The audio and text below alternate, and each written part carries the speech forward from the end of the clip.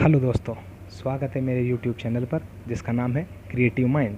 दोस्तों, आज हम बात करने वाले हैं एसी के बारे में, लेकिन उससे पहले सब्सक्राइब कीजिए मेरा चैनल और लाइक और शेयर कीजिए ज़्यादा से ज़्यादा, ताकि इसी तरह की इन्फॉर्मेटिव वीडियोस मैं बार बार आपके साथ शेयर करता रहूं। दोस्तों, चलिए हम बात करते हैं एसी के बारे में।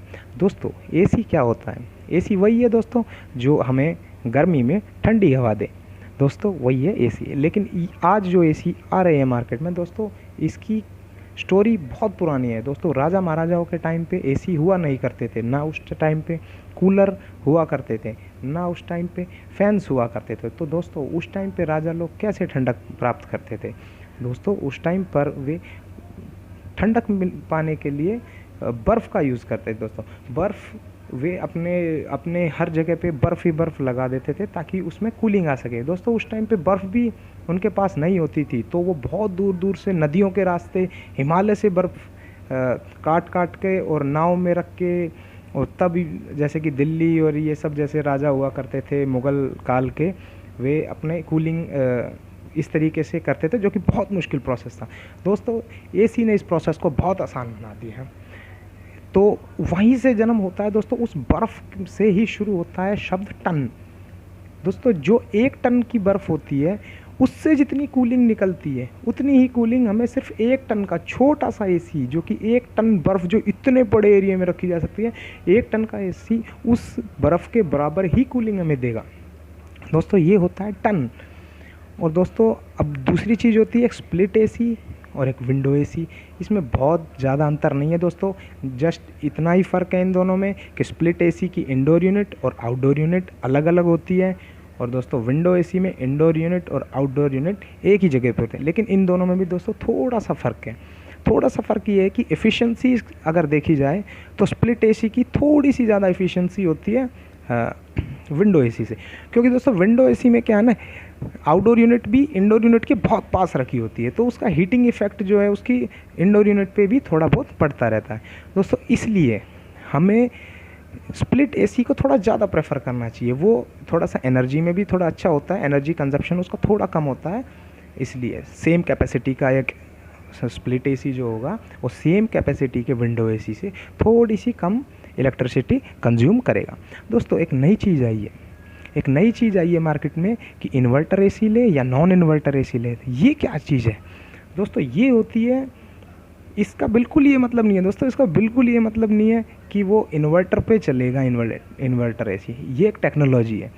टेक्नोलॉजी का मतलब हुआ इन्वर्टर एसी के अंदर जो कंप्रेसर यूज़ किया जाता है दोस्तों, वो वेरिएबल स्पीड पे चल सकता है। जबकि दोस्तों, जो पहले के टाइम पे आते थे वो फिक्स्ड स्पीड के कंप्रेसर हुआ करते थे, या तो वो कंप्रेसर ऑन होगा या वो ऑफ हो जाएगा।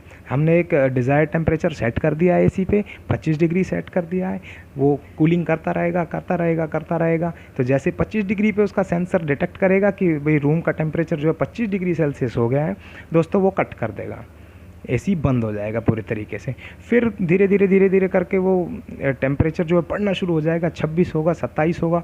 फिर एसी का टेम्परेचर सेंसर जो है एयर कंडीशन का, वो सेंस करेगा कि रूम का टेम्परेचर थोड़ा बढ़ गया है, तो इस वजह से फिर वो फिर से ऑन कर देगा एसी को। लेकिन दोस्तों, इन्वर्टर एसी में ऐसा कुछ नहीं होता। इन्वर्टर एसी में क्या होता है, कंप्रेसर कंटिन्यूसली ऑन रहता है, लेकिन ये वेरिएबल स्पीड पे। अगर दोस्तों गर्मी बढ़ गई तो तेज़ चल जाएगा, गर्मी कम हो गई तो थोड़ा स्लो हो जाएगा।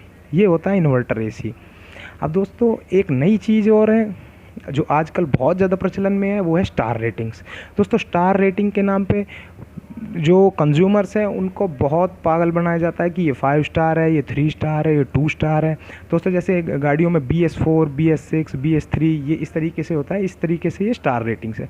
दोस्तों, सबसे मेन बात ये है, सबसे ज़रूरी चीज़ ये है कि स्टार रेटिंग भी अपडेट होती रहती है। दोस्तों, हो सकता है 2018 में जो 5 स्टार था वो 2020 में आके वो 3 स्टार ही हो गया, हो सकता है 2025 तक जाते जाते वो 1 स्टार भी ना रहे, इसकी कोई गारंटी नहीं है। तो दोस्तों, इसका सही पैमाना है ISEER रेटिंग। दोस्तों, ISEER रेटिंग 0 से लेके 5 तक की वो रेटिंग होती है जिससे ये पता चलता है कि कौन सा एसी कितना ज़्यादा इफ़िशियंट है। दोस्तों, जैसे कि हम बता सकते हैं एक एसी की, ये कैलकुलेशन पूरा समझाने में दोस्तों बहुत ज़्यादा टाइम लग जाएगा, लेकिन 1 टन का जो एसी होता है उसकी जो पावर आउटपुट होती है, जो कूलिंग आउटपुट होती है, वो 3500 वाट के बराबर होती है दोस्तों। अगर कोई 3500 वाट, अगर कोई 1 टन का एसी 3500 वाट आउटपुट दे रहा है, 1 टन का एसी 3500 वाट ही आउटपुट देता है, तो उसके बदले में वो कितनी इलेक्ट्रिकल एनर्जी ले रहा है, इन दोनों का जो रेशो होता है वो होता है ISEER रेटिंग। जैसे मान लो मेरा 1 टन का एसी है, तो आमतौर पे जो 5 स्टार के जो एसी होते हैं दोस्तों, वो अगर 1 टन का 5 स्टार का विंडो एसी है दोस्तों, तो वो लगभग 1000 वाट पे काम करता है। तो और उसकी आउटपुट होती है 3500 वाट, 3500 वाट की कूलिंग आउटपुट होती है। तो दोस्तों उसकी ISEER रेटिंग होगी 3.5। 3500 को अगर हम डिवाइड करेंगे 1000 से, तो उसमें 3.5 आएगा। तो दोस्तों उसकी ISEER रेटिंग हो गई 3.5 रेटिंग। अब दोस्तों हम बात करना चाहूँगा कि एसी की वर्किंग प्रिंसिपल क्या है, क्योंकि दोस्तों अगर हमें वर्किंग प्रिंसिपल नहीं पता होगा ना, तो हम सही से उसका यूज़ भी नहीं कर पाएंगे दोस्तों। सबसे बड़ी बात उसके अंदर जो मेन भूमिका होती है दोस्तों, उसकी होती है रेफ्रिजरेंट के अंदर रखी हुई गैस की। रेफ्रिजरेंट गैस बोलते हैं दोस्तों, जो कि फ्रिज में भी वही यूज़ की जाती है और एसी में भी वही यूज़ करी जाती है कूलिंग के लिए। इसकी सबसे बड़ी प्रॉपर्टी ये होती है दोस्तों गैस की, कि ये गैस और लिक्विड बड़ी आसानी से और बार बार बन सकती है। बार बार गैस और लिक्विड इजीली बन जाती है।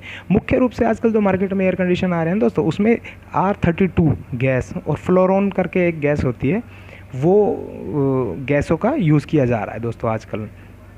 तो एयर कंडीशन सिस्टम क्या करता है, एयर कंडीशन सिस्टम क्या करेगा, उस गैस को कंप्रेस करेगा दोस्तों। अगर हम किसी भी चीज़ को अगर कंप्रेस कर देंगे, तो दोस्तों कोई भी चीज़ है, किसी भी गैस को अगर बहुत ज़्यादा कंप्रेस कर देंगे तो वो लिक्विड की फॉर्म में बन जाएगी दोस्तों। अगर हम चीज़ को लिक्विड की फॉर्म में बना दें और उसको बड़ी स्पीड से रिलीज़ करें, रिलीज़ वॉल के थ्रू बड़ी स्पीड से रिलीज़ करें, तो उसका प्रेशर रिलीज़ हो जाएगा। और जैसे ही प्रेशर रिलीज़ होएगा दोस्तों, वो कूलिंग इफ़ेक्ट पैदा हो जाएगा उस गैस के अंदर। तो दोस्तों वॉल से जैसे ही रिलीज़ होती है गैस, वो कॉइल्स को कूल कर देती है और उन्हीं को कॉइल्स के थ्रू एयर घूम के वापस हमारे रूम में आ जाती है।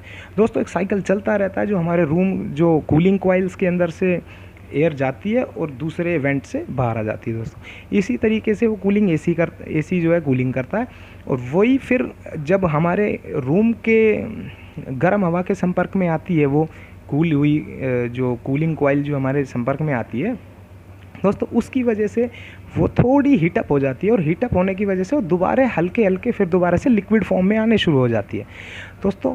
फिर जैसे जैसे वो लिक्विड फॉर्म में आनी शुरू हो जाती है, फिर वो जाती है एक रिड्यूसर के पास दोस्तों, जिसको बोला जाता है एक्यूमुलेटर।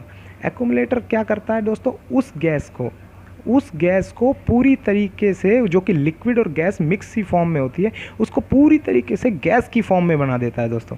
क्योंकि जो हमारा कंप्रेसर होता है वो गैस पे ही ऑपरेट करता है, वो लिक्विड पे ऑपरेट करने से उसमें प्रॉब्लम आ सकती है दोस्तों।